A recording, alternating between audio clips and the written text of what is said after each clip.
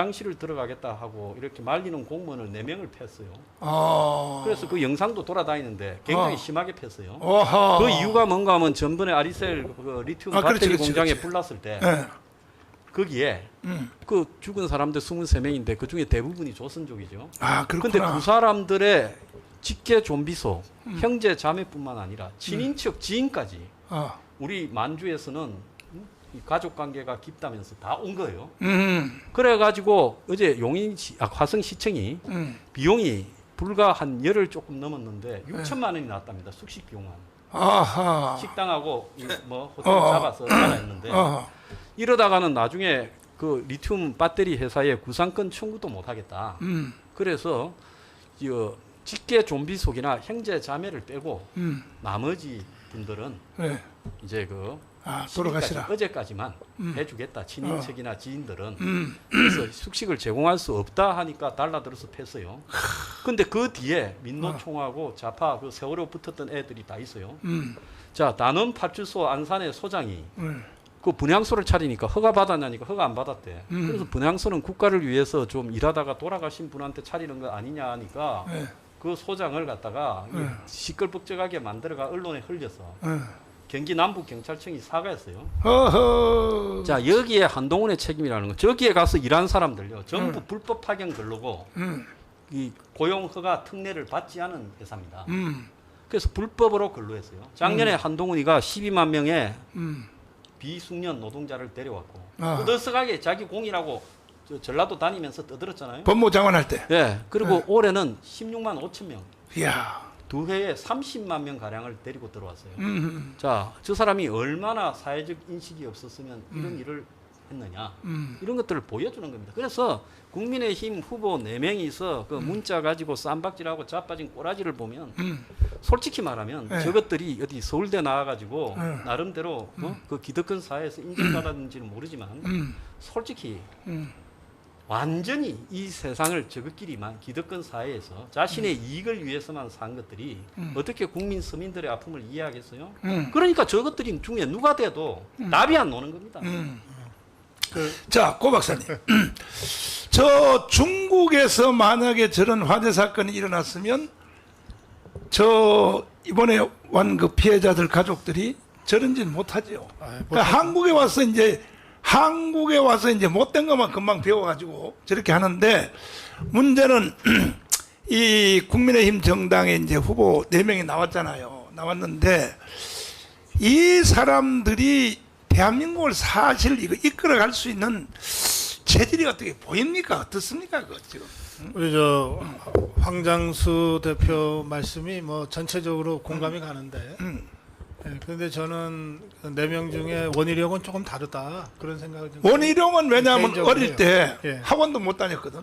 그렇죠. 제주도에서 그 집이 밑바닥에 저 중문에 있는 그 산골인데. 그 저 아버지가 장로님이잖아요. 예, 뭐 가장 일찍 기독교를 받아들인 집안이고 그리고 그때 아주 저 소농이었어요. 그래가지고 전기도 안 들어오고 그런 데서 지금 원희룡이 이제 그때 한 4살 땐가 그 리어카에 다리가 끼는 바람에 그 발가락이 완전히 절단 지경이 됐는데 그걸 제대로 고칠 만한 병원도 없었어요. 그래서 그때부터 장애가 생겨서 군대에도 못 가거든요.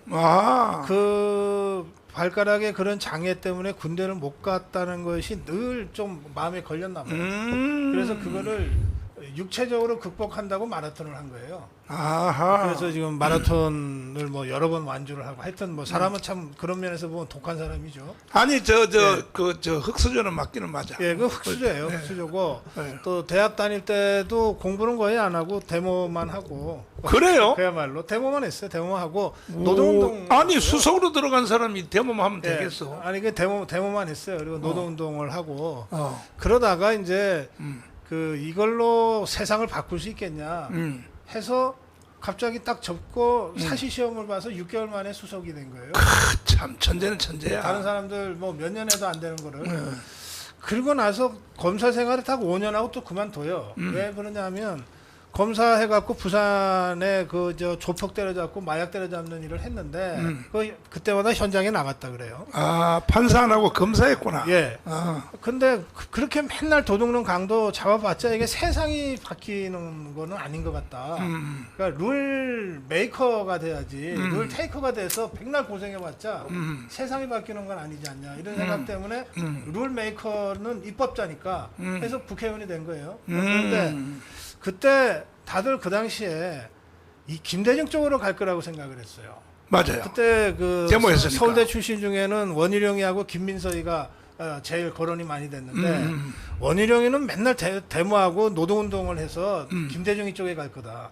김민석이는 뭐 저 서울 그 저 깍쟁이처럼 생겨가지고 네. 아마 그 이해창 쪽으로 갈 거다 그랬어요. 근데 거꾸로 갔어요. 아, 거꾸로 갔는데 이제 원희룡이가 그때 이해창 총재의 영입제의에 그 응해서 한 말이 이거예요. 이게 아. 사실은 그 전향선언과 비슷한 거예요. 뭐라고 그랬냐면 우리나라는 좌우 양쪽으로 균형 있게 그 세력이 발전해야 되는데 이 보수 쪽이 좀 너무 지나치게 협소하고 좀 낡아서 그 보수를 혁신하고 개혁하기 위해서 내가 보수를 선택합니다. 이렇게 얘기해요. 아, 그러니까 자기 스스로가 그 이전에는 저 노동운동한 좌파 성향의 정치인이라는 걸 고백하고 그런데 내가 정치 입문을 하면서는 보수를 개혁하고 혁신하기 위해서 내가 보수의 몸을 지금부터 담겠습니다. 이렇게 선언하거든요.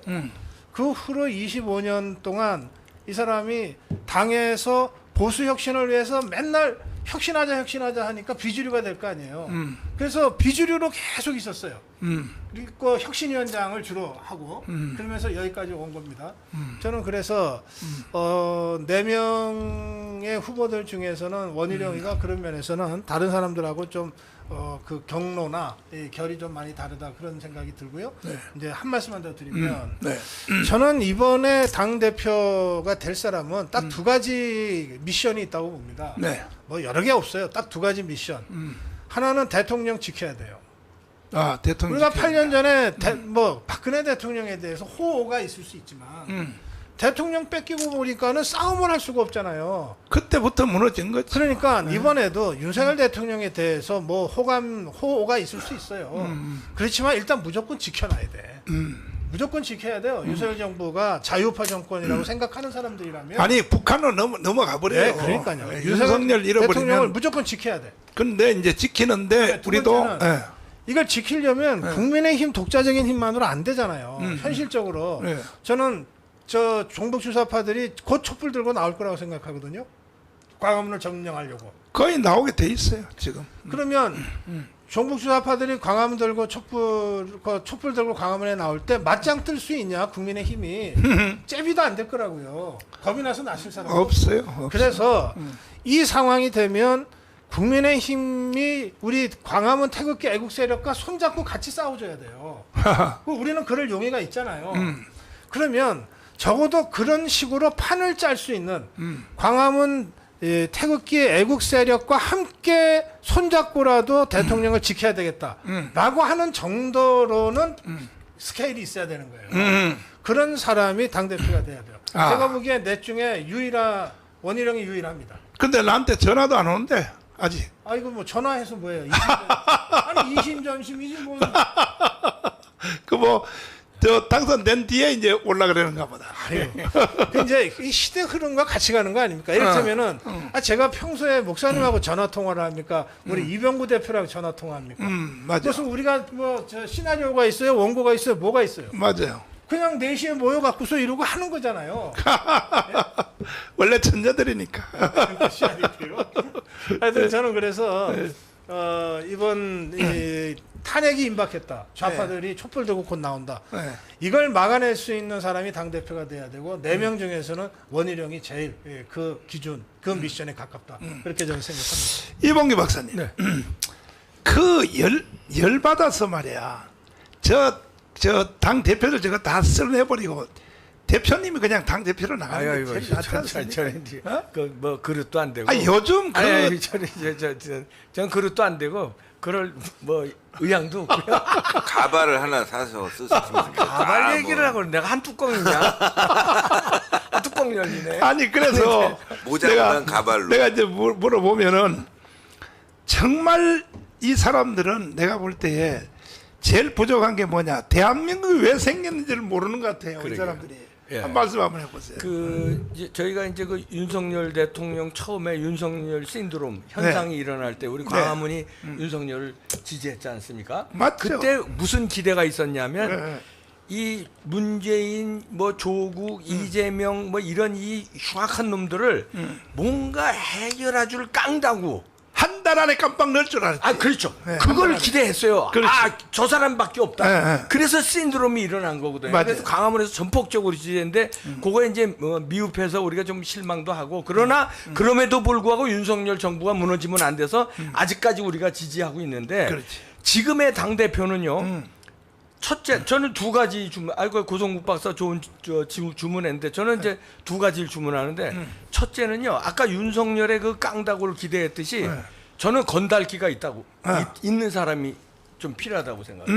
윤석열에게 건달기가 있다고 우리가 봤어요. 이제 이거 뭐 술도 잘 먹는 데다가 뭐 폼도 막 이러고 죄송하지만요. 엎었고 이 윤석열은요. 사법고시 9번 떨어진 것이 네. 전화위복이야. 그러니까요. 거기서 인생 공부를 한 거야. 그나마 조금. 그나마, 맞아요. 근데 이제 네. 우리 죄송한 말씀입니다만 네. 우리 이제 여기 5명 중에서 네. 그래도 정광훈 목사님께서 제일 그 건달기가 있거든요. 아니 목사가 아니 그게 아니라 이게 좋은 얘기예요. 무슨 얘기냐면 이게 인간사에 이 눈비도 좀 맞고 단맛 쓴맛도 좀 알고 그건 알아요. 통찰력이 있고 그건 맞아요. 용기 낼 때 진짜 감옥 갈 각오로 용기도 화끈하게 내고 3번 갔다 왔잖아요. 예, 그러니까 깜빡. 이런 건달기 얘기하는 거예요. 네. 근데 윤석열 대통령한테 그걸 우리가 기대했는데 네. 조금은 못 미치지만 우리가 여전히 지켜줘야 하고. 근데 그 옆에 간신배들 때문에 그러니까 그래요. 아니 근데 그것까지도 쳐내야 돼. 쳐내야 돼. 근데 지금 4명 중에서 가장 건달기가 있는 사람은 저는 원희룡이라고 봅니다. 왜냐면요 원희룡의 측근들 친구 중에 측근이 있어요. 2명을 제가 실제로 원희룡이가 건달기가 있어요? 있어요. 오. 측근 2명 제 이름은 안 되겠습니다. 잘 안 알려진 사람이에요. 근데 아주 핵심 측근 2명인데 둘 다 제가 잘 아는 동생들이에요. 건달기 있는 애들이에요. 반건달 같은 애들인데 아니 물론 스마트합니다. 스마트하고 의리 있고. 네. 근데 나라를 위해서 진짜 죽으라면 죽는 신유까지 하는 애들이에요. 네. 그리고 국힘당이 예를 들어서 원희룡이가 돼야 된다고 해서 이제 자기 친구지만 이렇게 뭉쳤는데 그런 예를 들어서 한동훈 주변에는 그런 사람이 안 보여요. 네. 다른 사람 주변에도. 그러니까 그런 면에 첫째고 두 번째는 원희룡 자체도 건달기가 좀 있어요. 공부를 잘했지만 어렸을 때 고생해서 그런지 약간 그게 있어요. 체구가 작아서 그렇지 깡다구가 있습니다. 두 번째는 지금 4명 중에서 3명이 부정선거를 때려잡겠다고 나왔는데 가장 강력한 이 언어를 구사한 사람이 원희룡이에요. 한동훈만큼만 부정선거 아무 얘기 안 했고 나머지 3명은 다 얘기했어요. 아니, 좋은 데로 안 가고 저기 저 이재명하고 붙으러 싸우러 가는 걸 보면 끼가 있어. 있어요.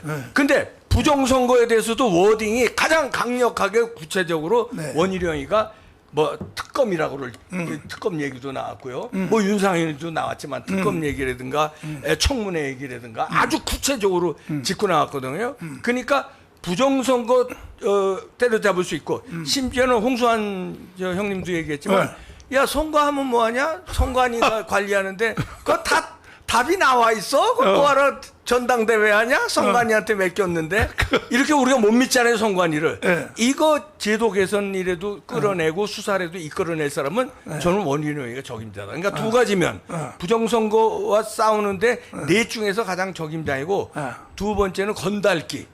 이 깡다구가 있다. 그래서 지금 당대표로는 적임자다. 이렇게.